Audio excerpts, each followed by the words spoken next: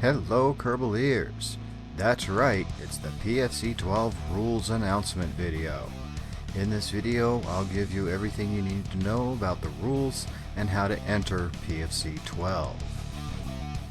First up, I'm going to read through the rules and then I'll give you some examples of what I'm looking for. A mod pack will be provided with all the mods allowed, craft files, and a save with the launch platform set up so you can test where the battles will happen. This is the mod list, and these will be the latest updates of the mods I will be using. Airplanes Plus, BDArmory, Physics Range Extender, Vessel Mover, Pure Electric Engines, JDSA-PURE-Afterburner, JDSA-Naval and the Module Manager. Okay, let's get to the base rules. Number 1. The Kerbal is optional, but crafts must meet the 6 meter wide by 8 meter long requirement. Number 2. You will be allowed a total of 6 missiles, no more than 4 per missile type, and you can split them between the AIM-120 and AIM-9s, no other missiles. Number 3. 150 part max, no floating parts, must look like it's connected to the craft. Minimal clipping is okay, no part stacking, 2 parts occupying the same space. Engine exhaust nozzle must be clear. Fuel tanks, weapons manager, AI pilot, ammo, ECM jammers, fuel cells, electrical production of any kind may be hidden inside the fuselage. Other weapons allowed, number 4. The limits are 8 50 cals, 4 M230s or 4 Vulcans. Turrets must be locked in place and forward facing. If you mix weapons, 2 50 cals equal 1 of any other gun allowed. We are fighting on Eve, so designs are unlimited as long as they meet the other requirements. Due to Eve's atmosphere, we are using only the listed JDSA pure electric jet engines. They are roughly the equivalent of the stock engines.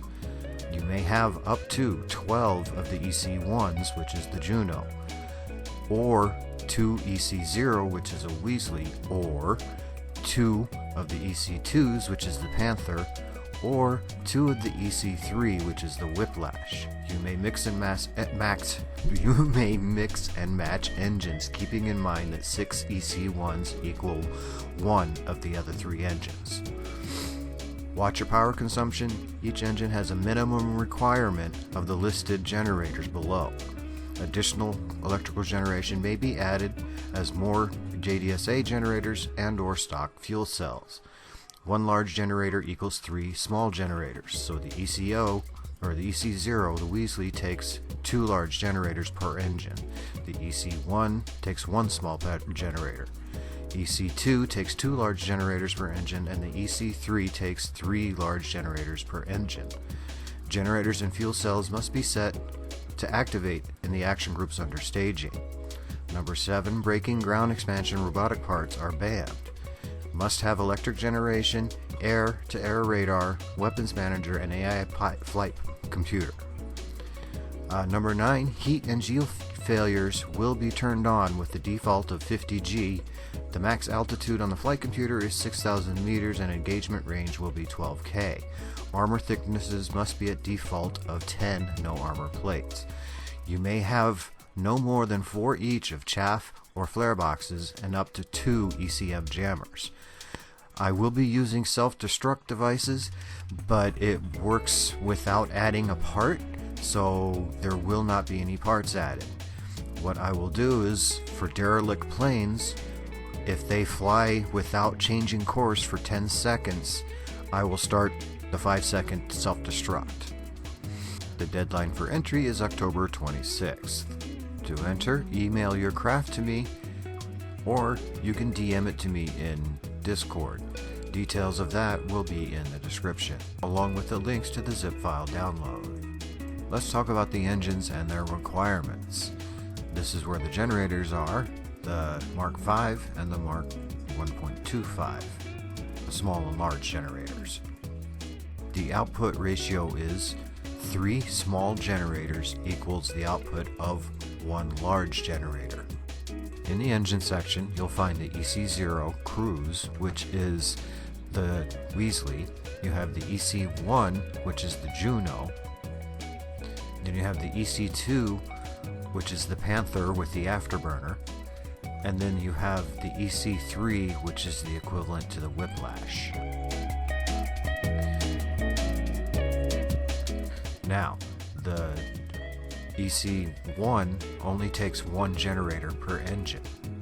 Batteries are optional but recommended. For the EC0, you need 2 generators per engine. Same thing with the EC2s, 2 generators per engine. Again, I do recommend batteries. The EC3 requires 3 generators for each engine. So if you run 2 engines, you need 6 generators for the EC3. Fuel tanks, you can get away with any of the small fuel tanks because they don't burn that much fuel. I use the small white tank in the center there, or I use the Oscar B for the Junos. Once again, the EC2 does have the afterburner function, and it does work with BDA. Remember, you're allowed up to 12 EC1s, or the Junos, or 2 of any of the other engines. The ratio is 6:1. So if you wanted to mix engines, you could do 6 of the EC1s and 1 of any of the other engines. Now, let's look at some sample craft. In the save that's part of the zip file, when you open it up in your game and open up the spaceplane hangar, there will be an Evo fighter. This one uses the EC2, which is the Panther. As you can see, this one is legal. It has the 2 generators for the 1 engine, and it has all of its stuffy stuff down inside, like a weapons manager, fuel tanks, ammunition. You don't have to use the service bay, you can just stuff it inside the fuselage. As you can tell, this plane has minimal clipping even on the things that are stuffed inside. This is a good sample plane because it's legal in every way. This plane was made by FleshJet. I need to take a minute and thank a few people who, without their help, PFC XII would not have happened. Billy Wynn, for letting us use his pure electric engine mod and for helping us understand how it works. Delina for battle testing and proofreading the rules. And a FleshJet for all your hard work behind the scenes, testing, modding, testing again, and helping develop the rules for PFC XII. Thank you, my friends, from the bottom of my heart. Now let's look at the plane you'll be battling in your flight test, the Phantom Z1 Eve. It's the same Phantom airframe you love to hate, just it's been updated and equipped with the Pure engines. As you see, I went with the EC1s and took 12 of them, 6 of them forward thrust and 6 of them reverse thrust. Using the ratio of 3 small generators to 1 large one, I have 2 large and 6 small to power the 12 EC1s. Looking inside the fuselage, I have my 2 ECM Jammers, and if you go a little bit more forward, you have my AI pilot and weapons manager, my ammo, and a little bit of extra electric production inside with the RTG. Any of those items, along with fuel tanks, can be stored inside the fuselage. Just to give you the list again: fuel tanks, weapons manager, AI pilot, ammo, ECM jammers, fuel cells, and any electric generation can be hidden inside the fuselage. Now, let's take a look at weapons, starting with the missiles. You are allowed a maximum of 6 missiles and only 4 of any type of missile. And since the AIM-9s and AIM-120s are the only missiles, you can only have 4 of one and 2 of the other. Now let's look at the guns available that you can use. As you can see, I kept the M230s on the Phantom. and I have 4 of them. Okay, guns allowed: the 50 caliber turret or the 50 caliber Browning. Those you can have up to 8 each. The ratio there is 2 of the Brownings to any one other gun. So if you want to mix them, that's your ratio. You can also use the Vulcans, either the turret or the hidden Vulcan. But all turrets must be locked down and face forward by putting your max pitch at 0, your minimum pitch at 0, and your yaw range at 0.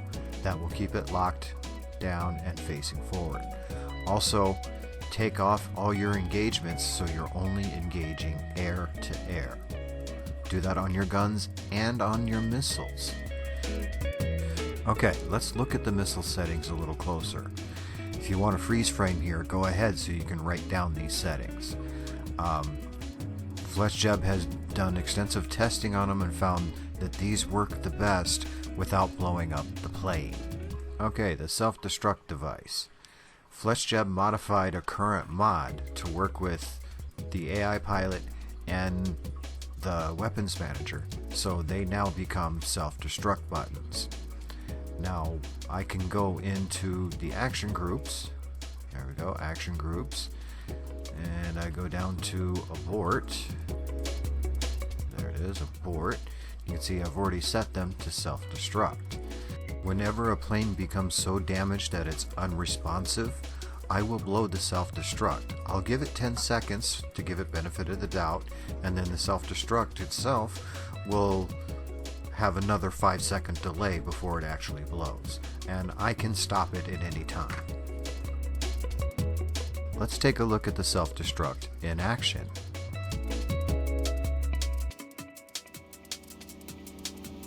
As you saw, I have the self-destruct set up on the abort, so when it's derelict, we hit it and it has a 5-second countdown, and then it starts destroying parts. It will eventually destroy every part on the plane.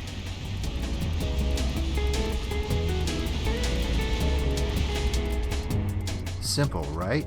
So now we're not going to have the distractions anymore of a derelict plane on the ground, in the water, or just like flat spinning in the air.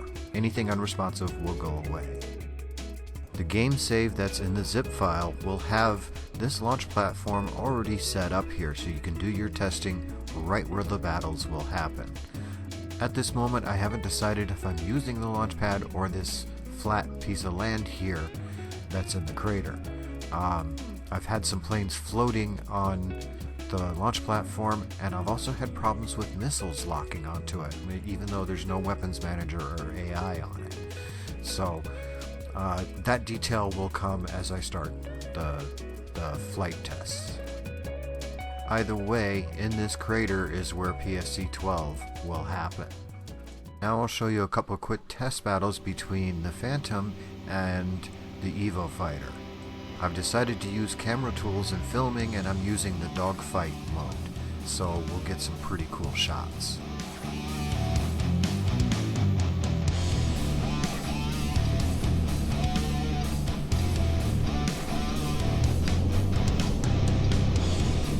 Don't mind me moving around stuff here on the edge of the screen. I'm just trying to make enough room so you can see the battle action.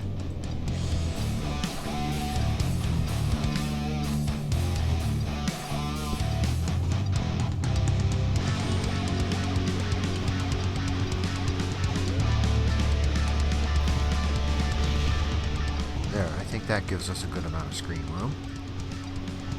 Okay, we have missiles everywhere, but it looks like the countermeasures are doing their jobs and the missiles are missing the planes.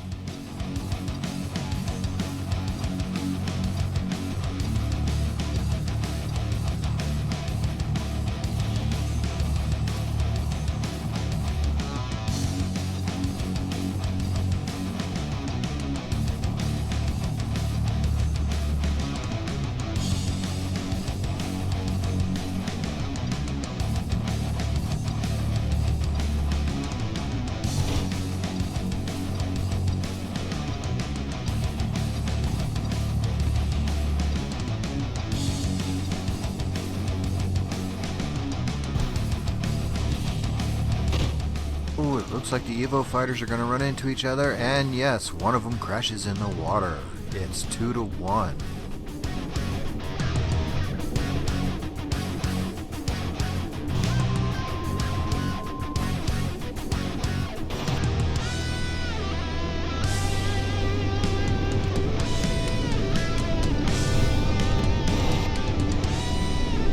Oh, missile strike from the other Phantom. It looks like it's going down.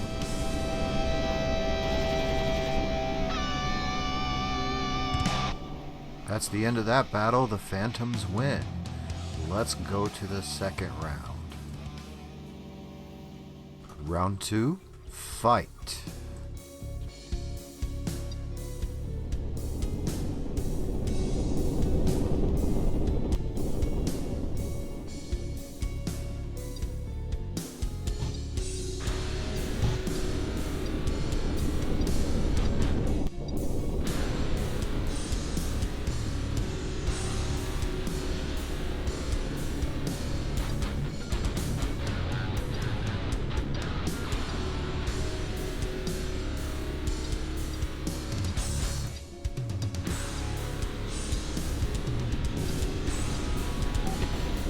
Incoming missiles on the Phantom, and ooh, Phantom destroyed. It's 2-1 for the Evo fighters.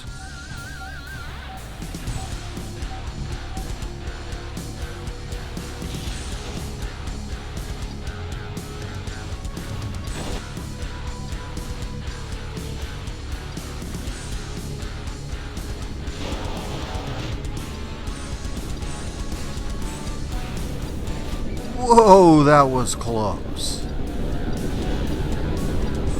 And another close pass.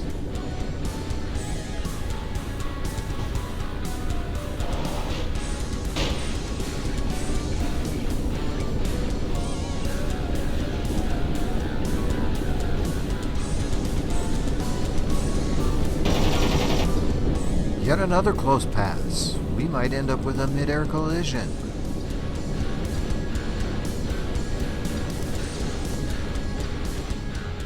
I don't think this Evo fighter has an engine anymore.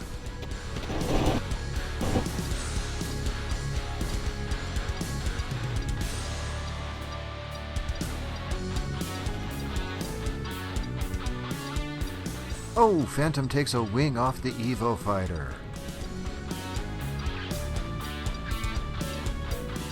It's still responsive and evading, so there's no self-destruct at this moment.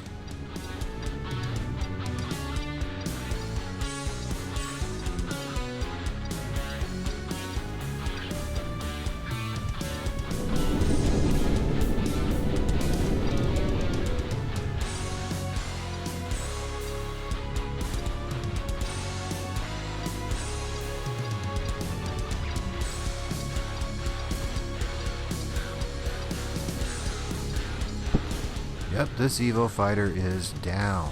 I forgot to set the action group, so I can't self-destruct it. That will be fixed when it comes to the flight tests and future competitions. So now we have one-on-one with the Phantom and the broken Evo fighter.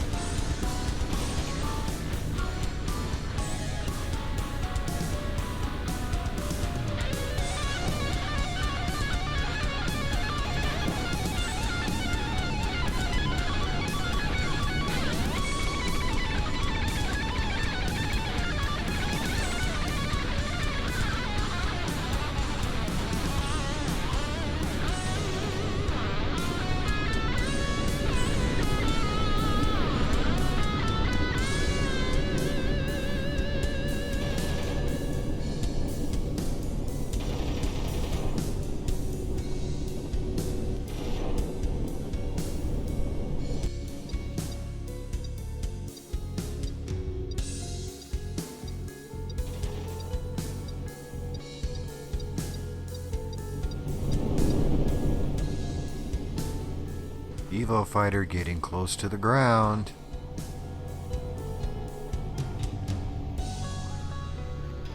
The Evo fighter begins to climb and fires a missile.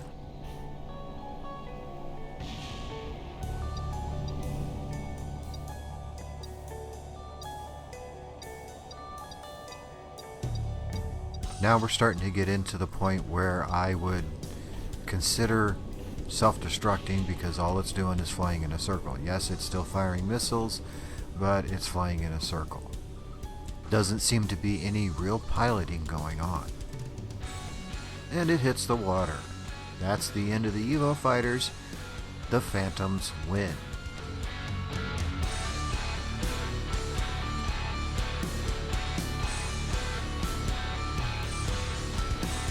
Let's play with the self-destruct anyway, just because I want to see it blow up. Okay, I have to turn off the pilots first. Then I can open the container and click on the weapons manager. There I have my option, self-destruct. There's our countdown. 3, 2, 1, destruction. And it's all gone. Now let's go to the other and do the same thing. Open up, shut off the pilot. There you go. Now, open it. This time I'll use the AI. Set the self-destruct. 3, 2, 1. Wait a minute. What? Oh, I stopped it by accident. Whoops. Okay, no. Self-destruct. 4, 3, 2, 1. And evidence? What evidence? There's no evidence there. There were no planes here. There were no pilots here. I don't know what you're talking about. Yeah, this one's set up on the abort. So 4, 3, 2, 1. Boom, boom, boom, boom, boom, boom, boom, boom, boom, boom, boom. And it's almost gone. Boom. No more evidence. Planes? What planes? I don't know about any planes. Okay, I'm going to take a minute and go over the PFC mods and rules zip file. Once you download it and open it up, you'll see you'll have a text file with the rules and requirements and how to enter and the deadline. To use the rest of it, start with the mods, open up the mods, select them all, and then go into your game data and just move everything into your game data.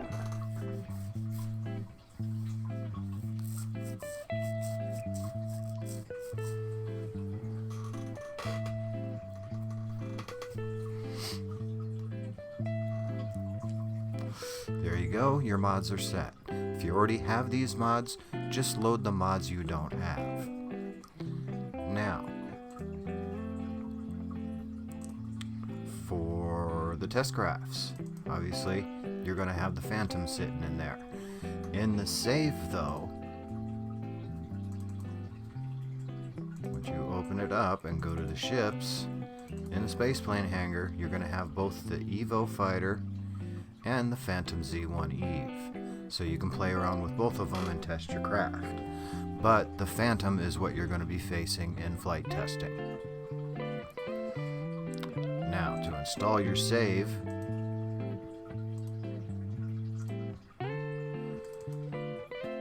take this folder, and then over in your KSP folder, go to your saves, and just take the PFC save, drop it in your save folder. And now it'll create that save and you can open it up and it will have the launch pad set up and both planes in the spaceplane hangar.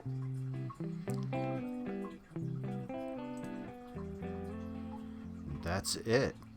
That's everything you need to know about the download, and that will set you up with everything you need to prepare for battle. All the details of how to enter, the rules, and the PFC 12 zip file download link will be in the description. I hope you enjoy what we've put together for PFC 12. I thank you for watching, and I'll see you next time, Kerbal eaters.